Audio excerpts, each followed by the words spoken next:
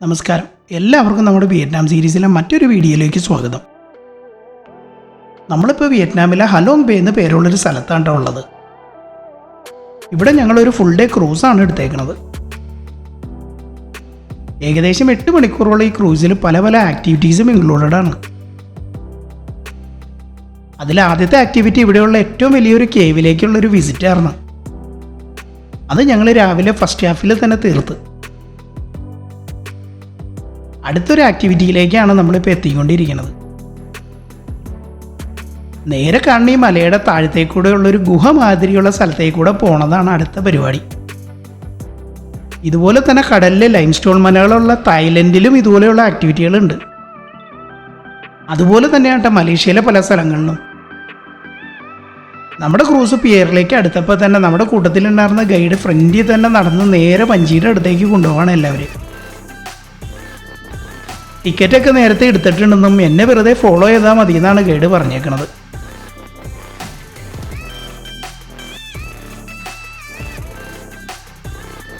മലയുടെ താഴത്തുനിന്ന് ഈ വെളിച്ചം വന്നെ ഈ ഗ്യാപ്പിൽ കൂടെ വേണട്ടോ നമ്മൾ ക്രോസ് ചെയ്യാനായിട്ട്. സമയം കളയാണ്ട് ഞങ്ങൾ വഞ്ചി കയറിയിട്ട് നമ്മുടെ പരിപാടി തുടങ്ങി.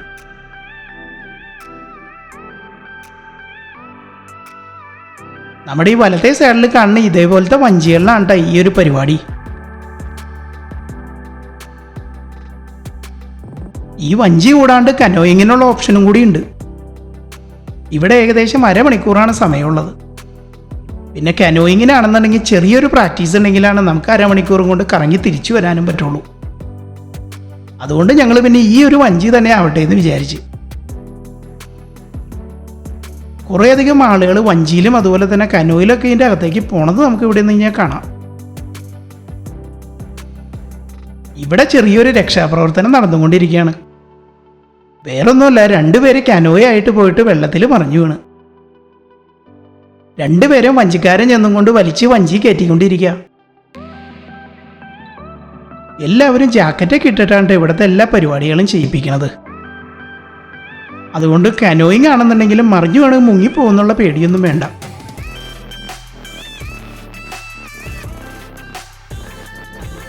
നമ്മുടെ വഞ്ചി ഇപ്പോൾ ഏകദേശം ഗുഹയുടെ എൻട്രിയുടെ അടുത്തേക്ക് എത്തി തുടങ്ങി. ഞങ്ങളെ കൂട്ടി 8 പേരാണ് ഈ വഞ്ചിയിലുള്ളത്. പിന്നെ ഈ വഞ്ചി തുഴയണതെല്ലാം ഇവിടെയുള്ള ലോക്കൽസ് തന്നെയാണ്. ഇങ്ങനെയുള്ള ഈ ഗ്യാപ്പുകളിൽ കൂടെ പലപ്പോഴും കയറണതും ഇറങ്ങണതും എല്ലാം വേലിയേറ്റവും വേലിയേറൊക്കെ എല്ലാം ഡിപ്പെൻഡ് ചെയ്താണ് ഇരിക്കുന്നത്.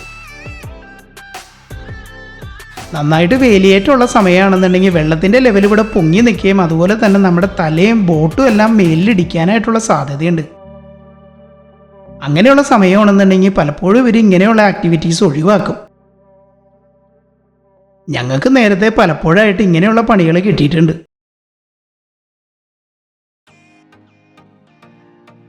ഇങ്ങനെയുള്ള ഗുഹ മാതിരിയുള്ള സ്ഥലത്തിൻ്റെ അകത്തേക്കൂടെ പോകാന്നുള്ളത് തന്നെയാണ് ഈ ഒരു ആക്ടിവിറ്റിയുടെ മെയിൻ പ്രത്യേകത. പിന്നെ നേരത്തെ പറഞ്ഞതുപോലെ ഇവിടെ എല്ലാം ലൈംസ്റ്റോണിൻ്റെ മലകളാണുള്ളത്. നമ്മുടെ നാട്ടിലൊക്കെ കണ്ടുവരുന്ന കരിങ്കല്ലൊക്കെ വെച്ചുള്ള മലകളായിട്ട് കമ്പയർ ചെയ്യുമ്പോൾ ഈ ലൈംസ്റ്റോൺ മലകൾക്ക് പൊതുവെ കട്ടി കുറവാണ്.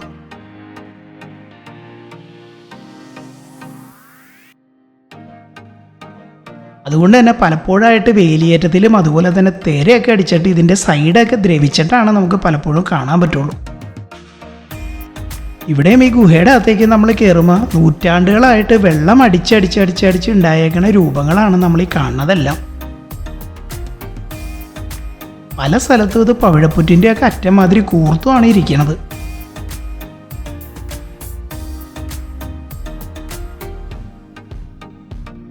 അതുകൊണ്ടൊക്കെ തന്നെ വഞ്ചി ഇതിനോടൊക്കെ ചേർന്ന് പോകുമ്പോൾ നമ്മൾ നന്നായിട്ടൊന്ന് ശ്രദ്ധിക്കുകയും വേണം.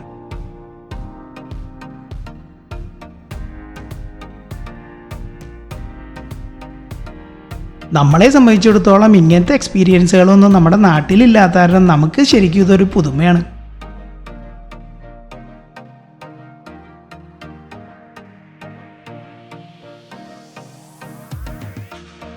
ഗുഹ ക്രോസ് ചെയ്തതോടുകൂടി ആളുകൾ കുറവാണെന്നുള്ള എൻ്റെ സംശയം മാറി.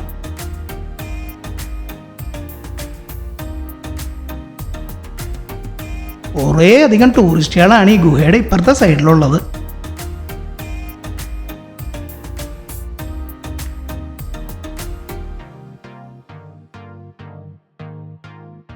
എല്ലാ സൈഡിലും മലകൾ നിറഞ്ഞിരിക്കുന്ന ഒരു ഏരിയയിലേക്കാണ് നമ്മളിപ്പോൾ എത്തിയത്.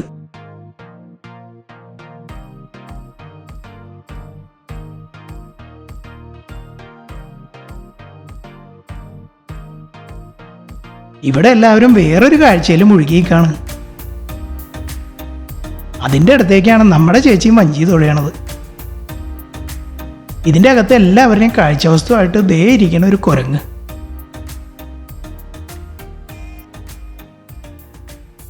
ടൂറിസ്റ്റുകൾക്ക് എല്ലാവർക്കും നന്നായിട്ട് പോസ് ചെയ്തും കൊണ്ടാണ് അതിൻ്റെ ഇരിപ്പ്. അതുകൊണ്ട് തന്നെ ഇവിടെ കൂടിയേക്കണ എല്ലാവരും ഇതിൻ്റെ ഫോട്ടോ എടുക്കണ തിരക്കില്ല. വഞ്ചിക്കാരെ സംബന്ധിച്ചിടത്തോളം സമയം കളയാൻ പറ്റിയ ഏറ്റവും നല്ല പരിപാടിയാണിത്. ഇവിടെ കൂടിയേക്കണ ടൂറിസ്റ്റുകളുടെ അടുത്ത് നിന്ന് എന്തെങ്കിലുമൊക്കെ തിന്നാൻ കിട്ടുന്ന പ്രതീക്ഷിച്ചായിരിക്കും കുരങ്ങ് പോസ് ചെയ്ത് കൊടുക്കുന്നത്. ഞങ്ങളുടെ വഞ്ചി കുരങ്ങിൻ്റെ അടുത്ത് കുറച്ചു നേരം നിർത്തിയിട്ട്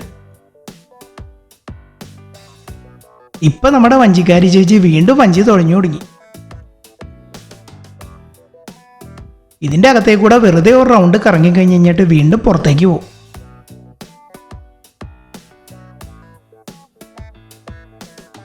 നമ്മൾ ഈ കറക്കമൊക്കെ കഴിഞ്ഞ് ചെല്ലുമ്പോഴേക്കും ഏകദേശം അരമണിക്കൂറിൻ്റെ അടുത്ത് സമയമാവുകയും ചെയ്യും.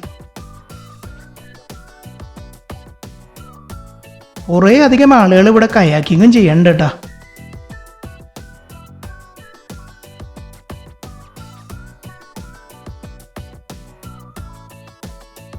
ഒരു റൗണ്ട് ഞങ്ങൾ ഈ തടാകം പോലെയുള്ള സ്ഥലത്ത് കറങ്ങി കഴിഞ്ഞ് കഴിഞ്ഞിട്ട് ഇപ്പം ഞങ്ങൾ കയറി വന്ന കേവിൻ്റെ ഭാഗത്തേക്ക് തിരിച്ചെത്താണ്.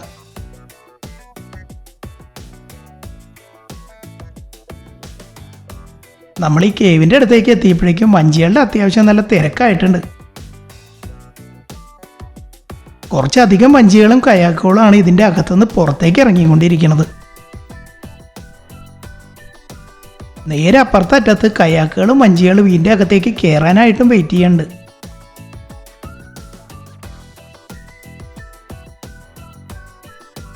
അങ്ങനെ നമ്മൾ വീണ്ടും ഗുഹയുടെ അകത്തേക്ക് കയറണം.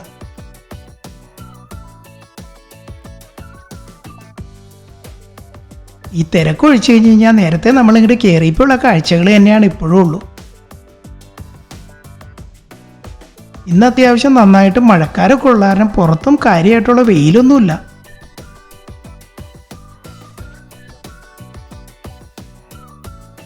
ഞങ്ങൾ വന്നപ്പോൾ ഉണ്ടായിരുന്നത് വെച്ച് നോക്കിക്കഴിഞ്ഞാൽ ഏകദേശം ഇരട്ടിയോളം വഞ്ചികളായി ഇപ്പം കടലിൽ.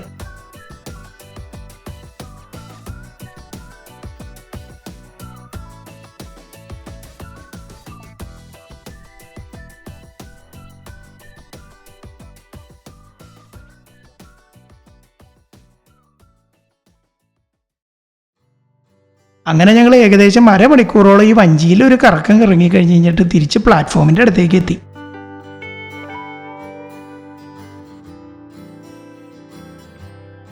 ഈ പ്ലാറ്റ്ഫോമിനോട് ചേർന്ന് തന്നെ നമ്മുടെ ക്രൂയിസ് ബോട്ട് നിർത്തിയിട്ടിട്ടുണ്ട്.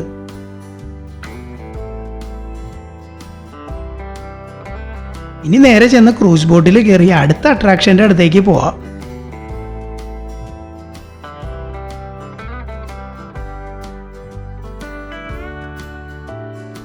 നമ്മൾ ക്രൂസ് ബോട്ടിൽ കയറി അധികം താമസിക്കാണ്ട് തന്നെ ബോട്ട് നീങ്ങി തുടങ്ങി.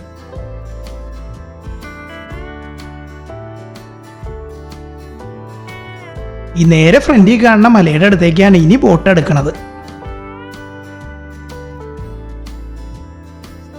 ഇവിടുന്ന് സൂക്ഷിച്ച് നോക്കിക്കഴിഞ്ഞ് കഴിഞ്ഞാൽ മലയുടെ മേലിൽ നമുക്കൊരു വാച്ച് ടവർ കാണാം. പറ്റുന്നുള്ളവർക്ക് അതിൻ്റെ മേലിൽ കയറി കഴിഞ്ഞ് കഴിഞ്ഞാൽ ഹലോങ് ബേയുടെ നല്ലൊരു വ്യൂ അതിൻ്റെ മേലിൽ നിന്ന് കിട്ടും.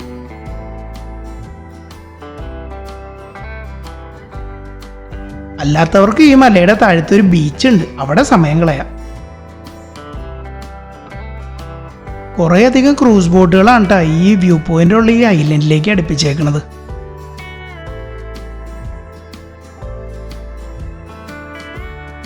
അതുപോലെ തന്നെ ഈ ഹലോങ് ബേയിൽ വന്നിട്ട് ഇത്രയും തിരക്കുള്ളൊരു സ്ഥലം കണ്ടതും ഇപ്പോഴാണ്. മിക്കവാറും എല്ലാ ക്രൂസ് ബോട്ടുകളും വ്യൂ പോയിന്റിന് വേണ്ടി ഒതുക്കുന്ന ഒരു സ്ഥലമുണ്ട്. അത് അത്യാവശ്യം നല്ല കുത്തനെയുള്ള കയറ്റമാണ് മേലിലേക്ക് എന്ന് പറഞ്ഞുകൊണ്ടാണ് ഗൈഡ് ഞങ്ങളെ വിട്ടത്. അത് പറഞ്ഞപ്പോൾ തന്നെ നമ്മുടെ ബോട്ടിലുണ്ടായിരുന്ന ഏകദേശം 75% ആളുകളും മേലിലേക്ക് കയറലാന്ന് തന്നെ തീരുമാനിച്ച്. മിക്കവാറും എല്ലാവരും ബീച്ചിൽ തന്നെ സമയം സ്പെൻഡ് ചെയ്യാണെന്നാണ് പറയണത്. ഞാൻ എന്തായാലും മേലിൽ വരെ ഒന്ന് കയറി നോക്കാന്നുള്ള തീരുമാനത്തിലാണ് മുന്നോട്ട് പോണത്. ഇതാണ് ഇവിടുത്തെ ബീച്ച് ഏരിയ. ഈ ഒരു ഐലൻഡിൽ തിരക്ക് കൂടുതലുള്ള കാരണം നമ്മുടെ ക്രൂസ് ബോട്ട് ഈ ഐലൻഡിൽ ആളിറക്കി കഴിഞ്ഞ് കഴിഞ്ഞിട്ട് നീക്കിയിടണം. പിന്നീട് ആളുകൾ തിരിച്ചെത്തി കഴിയുമ്പോഴാണ് ഇവർ പ്ലാറ്റ്ഫോമിൻ്റെ അടുത്തേക്ക് തിരിച്ചെത്തുള്ളൂ. അതുകൊണ്ട് തന്നെ ഇവിടെ ഈ ബീച്ചിലോ അല്ലെങ്കിൽ മേലിലേക്ക് കയറാനായിട്ടുള്ള ആളുകളെല്ലാവരും ഇവിടെ ഇപ്പം ഇറങ്ങേണ്ടി വരും. അല്ലാത്തവർക്ക് വേണമെങ്കിൽ ക്രൂസിൽ തന്നെ ഇരിക്കുകയും ചെയ്യാം. താഴത്തെ ബീച്ചിൽ കുറച്ച് ആളുകളൊക്കെ നിൽക്കണ്ടെങ്കിലും കുറേ അധികം ആളുകൾ മലയുടെ മേലിലേക്ക് നടന്നു കയറുന്നുണ്ട്. ഈ മല കയറാനും ഇറങ്ങാനുമായിട്ട് അത്യാവശ്യം നല്ല ആളുകളുടെ തിരക്കുണ്ട്. അങ്ങനെ ഒരാൾക്ക് അങ്ങോട്ടും അതുപോലെ തന്നെ തിരിച്ചൊരാൾക്ക് ഇങ്ങോട്ട് നടക്കാൻ പറ്റണ വീതിയുള്ള സ്റ്റെപ്പിൽ കൂടെ ഞാനും മേലിലേക്ക് കയറി തുടങ്ങി. നമ്മുടെ നാട്ടിൽ മലയുടെ അകത്തേക്ക് കൂടെ പോകുമ്പോഴുള്ള മാതിരിയത്തെ കാടുകളൊക്കെ തന്നെയാണ് ഇവിടെയും ഉള്ളത്. ഇതിൽ കാര്യം സ്റ്റെപ്പുകളൊക്കെ കെട്ടിയിട്ടുണ്ടെങ്കിലും അത്യാവശ്യം നല്ല കുത്തനെയുള്ള കയറ്റം ഉണ്ടത്.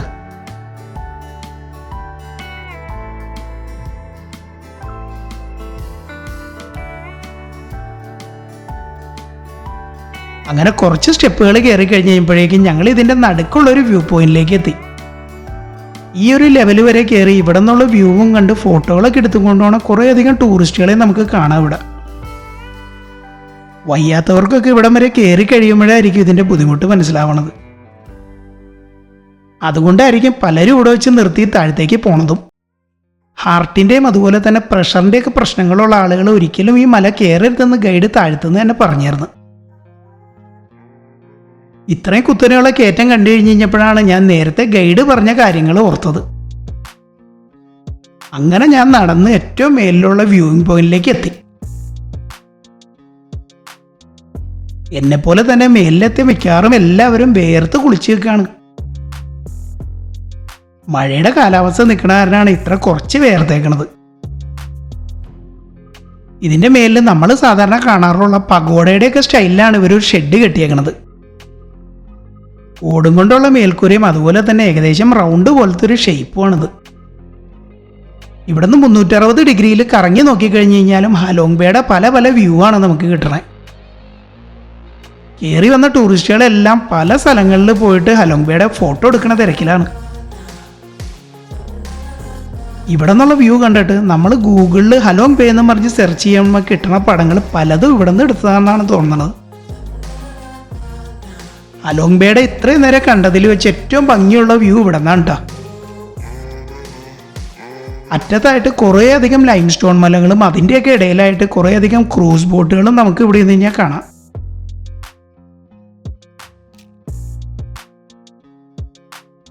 കയറി വന്ന് അണപ്പൊന്ന് മാറാനായിട്ട് ഏകദേശം 10 മിനിറ്റ് സമയം ഇവിടെ സ്പെൻഡ് ചെയ്തേ പറ്റുള്ളൂ. ഇനി പയ്യെ താഴത്തേക്കുള്ള ഇറക്കം. ഇപ്പം ചെറുതായിട്ട് മഴയുടെയൊക്കെ ഒരു അവസ്ഥയായി തുടങ്ങി. മഴ വന്നേക്കാളും മുമ്പ് താഴത്ത് എത്തണമെന്ന് നമുക്ക് ആഗ്രഹമൊക്കെ ഉണ്ടെങ്കിലും ഈ തിരക്കിൻ്റെ ഇടയിൽ നമുക്ക് പയ്യെ പയ്യാണ് താഴത്തേക്ക് ഇറങ്ങാൻ പറ്റുള്ളൂ. പല സ്ഥലങ്ങളിലും ഈ സ്റ്റെപ്പിന് വീതിയും കുറവാണ്. അതുകൊണ്ട് തന്നെ കയറി വന്ന ആളുകളുടെ നേരെ ഒന്ന് ഒതുങ്ങി കഴിഞ്ഞ് കഴിഞ്ഞിട്ട് വേണം നമുക്ക് താഴത്തേക്ക് ഇറങ്ങാൻ. അങ്ങനെ കുറച്ചു നേരം നടന്നു കഴിഞ്ഞ് കഴിഞ്ഞിട്ട് ഞാൻ തിരിച്ച് താഴത്തേക്ക് എത്തി. ഇതാണ് ഈ സ്ഥലത്തിൻ്റെ മൊത്തത്തിലുള്ളൊരു വ്യൂ.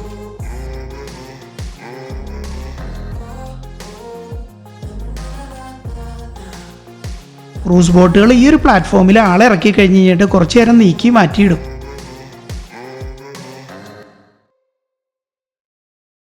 നമ്മുടെ ബോട്ടിലുള്ള ആളുകൾ വന്നു തുടങ്ങിയപ്പോഴേക്കും ബോട്ട് തിരിച്ച് പ്ലാറ്റ്ഫോമിൻ്റെ അടുത്തേക്ക് അടുപ്പിച്ച്.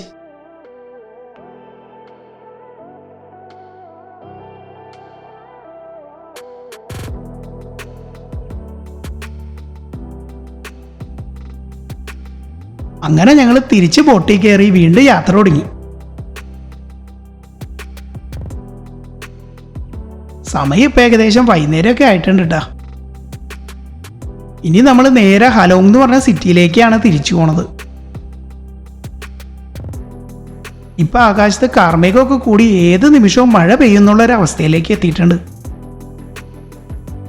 ഞങ്ങളെ സംബന്ധിച്ചിടത്തോളം വിയറ്റ്നാമിൽ എത്തിയിട്ട് ഇത്രയും ദിവസം മഴ വലിയ കാര്യമായിട്ടുള്ള ബുദ്ധിമുട്ടുണ്ടാക്കിയില്ലായിരുന്നു.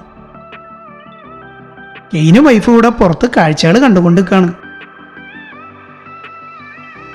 കുറച്ചു നേരം കൂടി ഓടിക്കഴിഞ്ഞ് കഴിഞ്ഞപ്പോൾ ക്രൂസ് ബോട്ട് നമ്മൾ യാത്ര തുടങ്ങിയ ഹലോങ് എന്ന് പറഞ്ഞ ടൗണിൻ്റെ അടുത്തേക്ക് എത്തി തുടങ്ങി.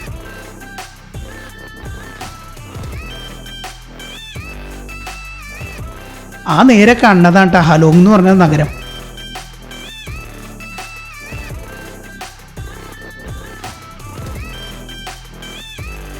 നേരത്തെ പറഞ്ഞതുപോലെ ഇത് ടൂറിസ്റ്റുകളെ വെൽക്കം ചെയ്യാൻ വേണ്ടി ചെയ്തു വെച്ചേക്കുന്ന ഒരു സിറ്റിയാണെന്ന് നമുക്ക് പറയാം. ഒരു കേബിൾ കാറും അത്യാവശ്യം നല്ല ഹോട്ടൽസും അതുപോലെ തന്നെ നല്ല റോഡും എല്ലാമായിട്ടുള്ളൊരു സിറ്റി. നമ്മൾ രാവിലെ വന്നപ്പോഴും ഈ ഒരു കേബിൾ കാർ ഞാൻ ശ്രദ്ധിച്ചായിരുന്നു.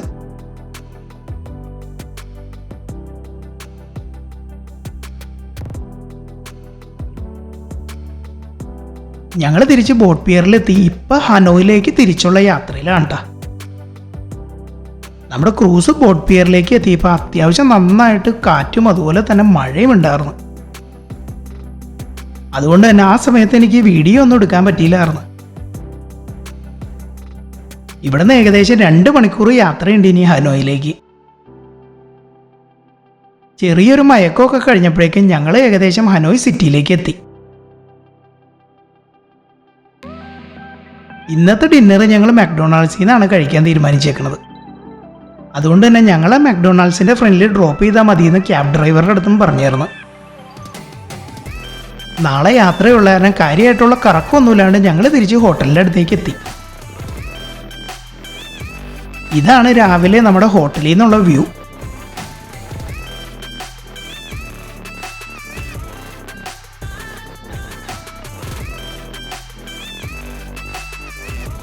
പോവാനായിട്ടുള്ള എല്ലാം പാക്ക് ചെയ്ത് വെച്ച് ഇനി ബ്രേക്ക്ഫാസ്റ്റ് കഴിഞ്ഞ് കഴിഞ്ഞിട്ട് ചെറിയൊരു സ്ഥലം കൂടി വിസിറ്റ് ചെയ്യാനായിട്ടുണ്ട്.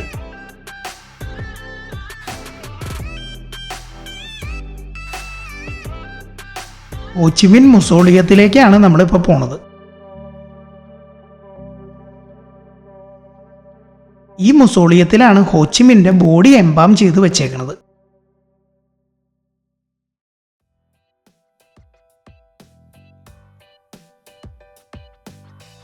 മുസോളിയത്തിൻ്റെ അകത്തേക്ക് ക്യാമറയോ അല്ലെങ്കിൽ ഫോണോ ഒന്നും പെർമിറ്റഡ് അല്ല. 1969 സെപ്റ്റംബർ 2 ഹോച്ചിമിൻ മരിച്ചത്.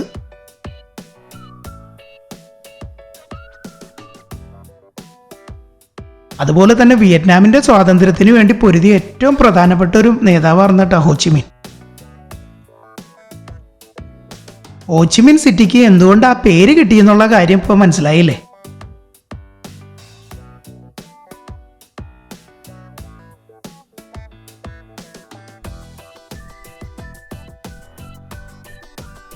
ഈ കാണുന്ന ബിൽഡിംഗ് ആണ് കേട്ടോ മുസോളിയം. ഞങ്ങളിപ്പോൾ ഇതിൻ്റെ അകത്ത് കയറിയിട്ട് പുറത്തേക്ക് ഇറങ്ങി. ഇതിൻ്റെ അകത്ത് ഭയങ്കര സെക്യൂരിറ്റിയും അതുപോലെ തന്നെ ഭയങ്കര റെസ്പെക്റ്റോടു കൂടിയാണ് ഇവർ ഈ നേതാവിനെ കാണുന്നത്.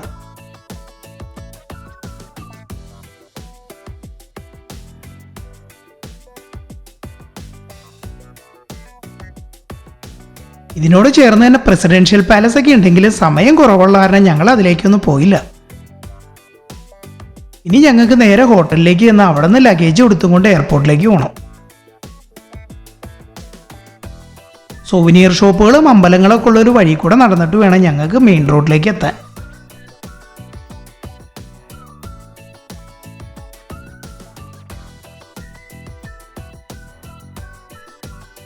അങ്ങനെ ഞങ്ങൾ ഹനോയ് സിറ്റിനോട് യാത്ര പറഞ്ഞുകൊണ്ട് തിരിച്ച് എയർപോർട്ടിലേക്കുള്ള യാത്രയിലാണ് കേട്ടോ. ഇവിടുന്ന് ഹോച്ചിമിനിലേക്കുള്ള ഫ്ലൈറ്റ് ഞങ്ങൾ വിയറ്റ് ജെറ്റ് തന്നെയാണ് ബുക്ക് ചെയ്തേക്കുന്നത്.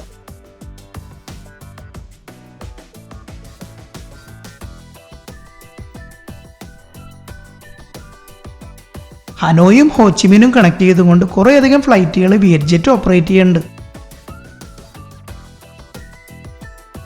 അതുകൊണ്ട് തന്നെ പല സമയത്തുള്ള ഓപ്ഷൻസ് അവൈലബിൾ ആയതുകൊണ്ടാണ് ഞങ്ങൾ പിന്നെ വിയറ്റ് ജെറ്റ് തന്നെ തിരഞ്ഞെടുത്തത്.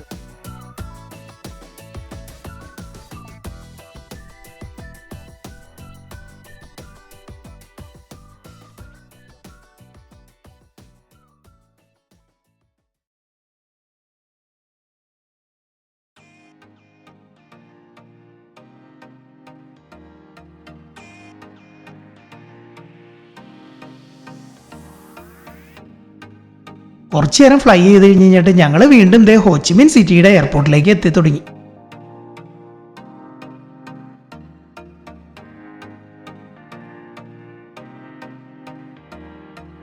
കേരളത്തിൽ നിന്ന് വിയറ്റ്നാമിലേക്കുള്ള ഡയറക്റ്റ് ഫ്ലൈറ്റ് ഹോച്ചിമിൻ സിറ്റിയിലേക്കാണുള്ളത്. ഹോച്ചിമിനിൽ നിന്ന് നമുക്ക് വളരെ എളുപ്പത്തിൽ ലോക്കൽ കണക്ഷൻ ഫ്ലൈറ്റ്സ് കിട്ടും. ഇപ്പൊ സമയം ഇവിടുത്തെ ഏകദേശം വൈകുന്നേരമായി.